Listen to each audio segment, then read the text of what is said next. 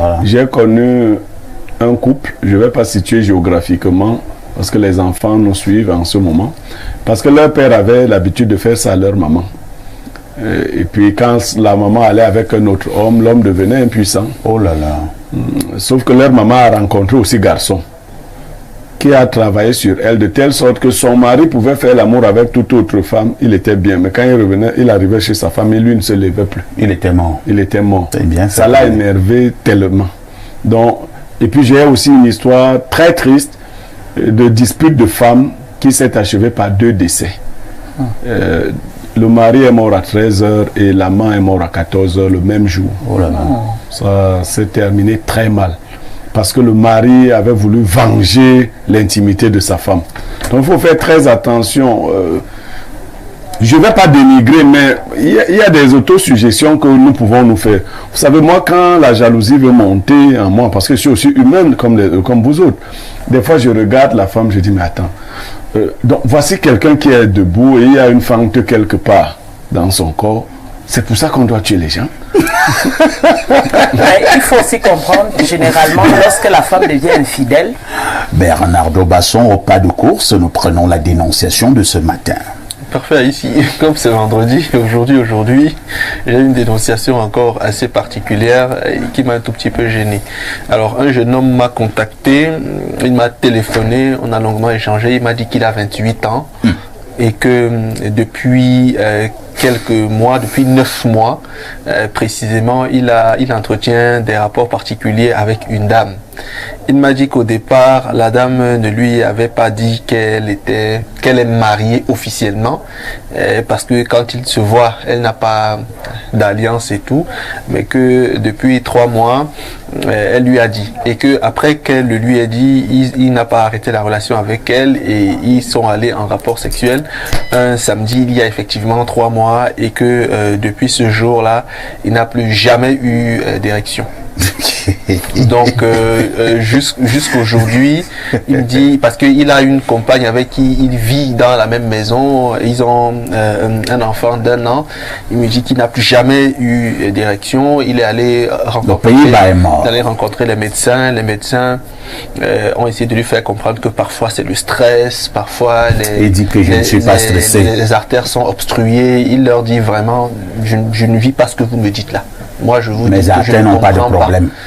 Et du coup, il me dit qu'il est allé voir même certains de la tradition. Il y a un qui a dit qu'il ne voulait pas le recevoir. Donc, oui, qu'il est allé le rencontrer. Dès qu'il est entré, monsieur, non, je ne veux pas te recevoir. Il faut partir. Et donc, vous comprenez dans quel cadre déjà il m'a abordé. Et il m'a demandé si j'étais pas gêné de poser le problème pour que les démineurs lui soumettent une façon de voir ou ce qu'il pourrait faire. Voilà, donc j'ai pensé à soumettre cela ce matin. Comme c'est vendredi, dénonciation particulière. Face à cela, qu'est-ce qu'on fait? Alors, vous dites que le jeune homme a 28 ans.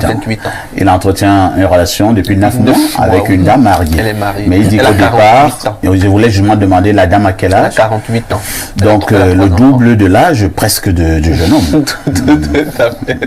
C'est une sugar daddy. Sugar mommy. Ça ne n'êtes pas habitué de ce genre de choses, parfait.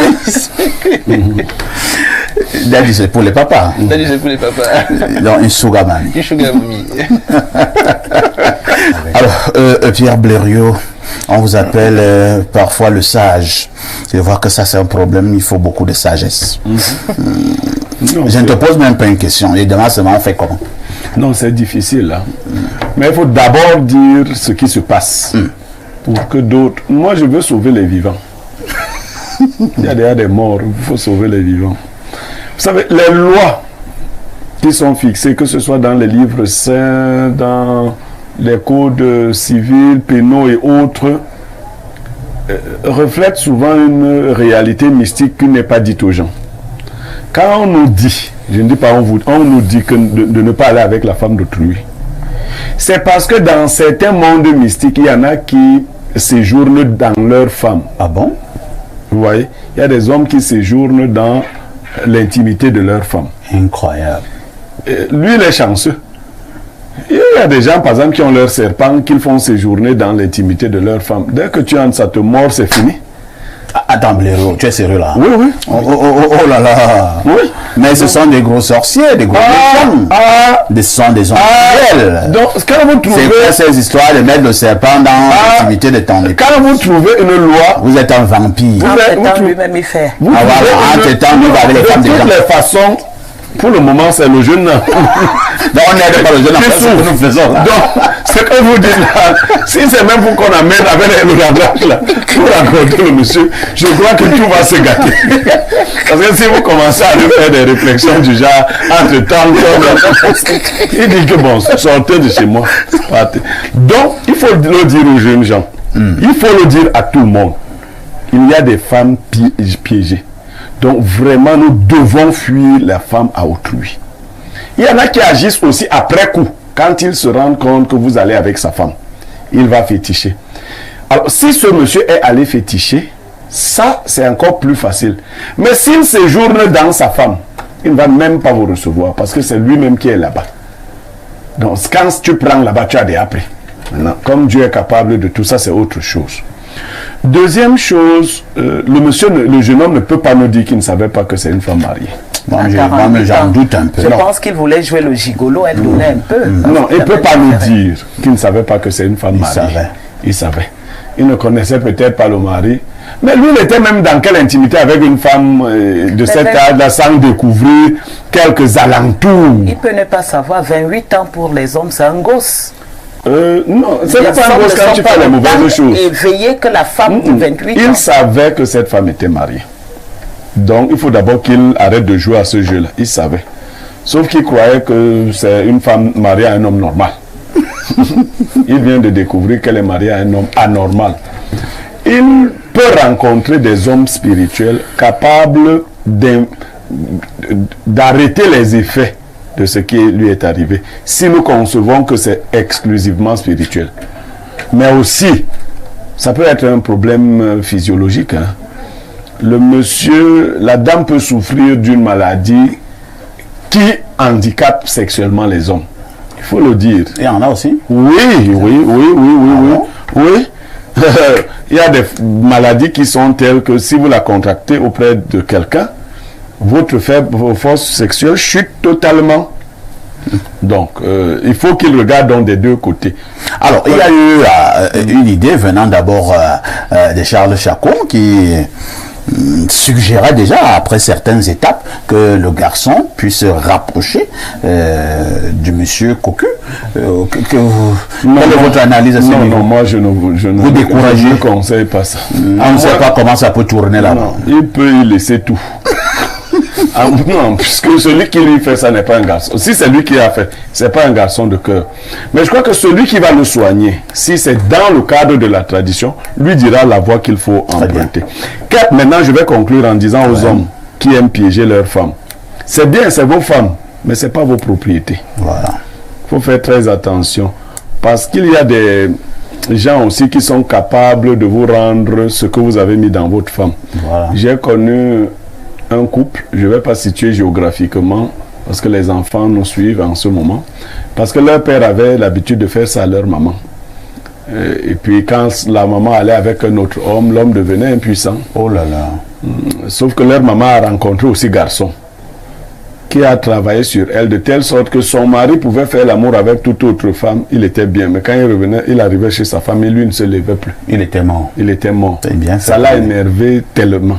Donc, et puis j'ai aussi une histoire très triste de dispute de femmes qui s'est achevée par 2 décès. Le mari est mort à 13h et l'amant est mort à 14h le même jour. Oh là là. Ça s'est terminé très mal. Parce que le mari avait voulu venger l'intimité de sa femme. Donc il faut faire très attention. Je ne vais pas dénigrer, mais il y a des autosuggestions que nous pouvons nous faire. Vous savez, moi, quand la jalousie veut monter en moi, parce que je suis aussi humaine comme vous autres, des fois je regarde la femme, je dis, mais attends, donc voici quelqu'un qui est debout et il y a une fente quelque part dans son corps. C'est pour ça qu'on doit tuer les gens. Il faut aussi comprendre, généralement, lorsque la femme devient infidèle, ça se constate très vite. Oui, non, moi je dis comment je me propose des choses pour banaliser un peu. Parce qu'il y en a qui mettent vraiment tous les organes dans le sexe. Ils sont prêts à tuer. Non, mais il y en a qui tuent, pas qui sont prêts. Tu lui dis, bon, mon frère, regarde un peu, voici un être humain. Et elle a plusieurs orifices. On a fendu comme ça a donné la bouche. Bon, on a aussi fendu quelque... C'est simplement pour ça. Donc... Dieu est venu pour les pécheurs. Non, il risque même...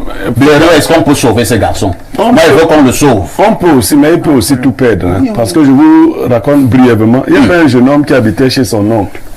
Il a commencé à coucher avec la femme de son oncle. Oh là là. Là, je donne la ville, c'était à Edea.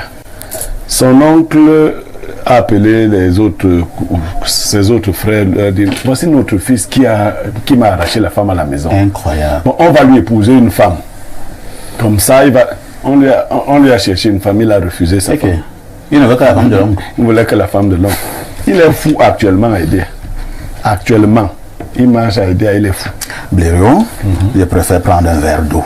Oui, mais je pense toujours que pour le cas du jeune homme, s'il se rapproche de Dieu, il confesse et il se rapproche, qu'il ait une intimité avec le Seigneur. Franchement, rien n'est impossible à celui qui croit.